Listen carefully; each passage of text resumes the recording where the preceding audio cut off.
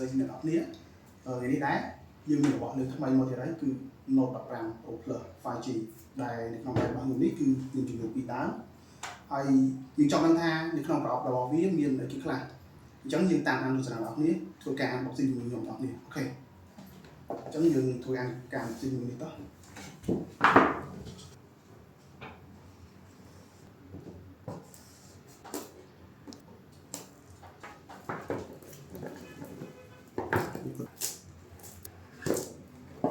វ៉ាវ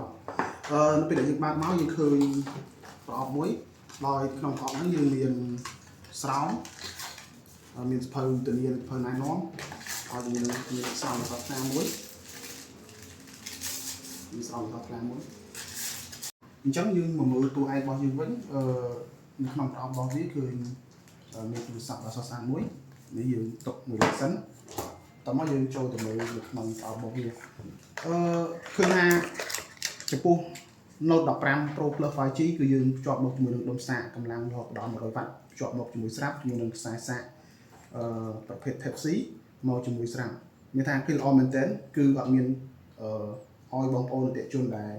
ជាវលើផលិតផល Xiaomi ឬក៏ Redmi ហ្នឹងទៅទិញគ្រឿងមកខាងក្រៅថែមទៀតទេឥឡូវយើងមកមើលតួឯករបស់យើងវិញឃើញមានថាស្អាតមែនទែនពណ៌ភ្លឺចំពោះ Note 15 Pro Plus 5G នេះគឺមានអេក្រង់កោងទៀលហើយជាមួយនឹងក្រោយជាមួយនឹងកាមេរ៉ា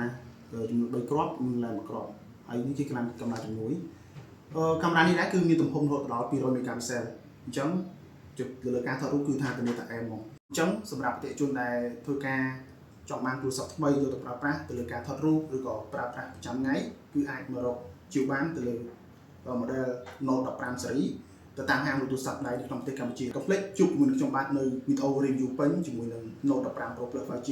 នៅវីដេអូបន្តអូខេបាយបាយ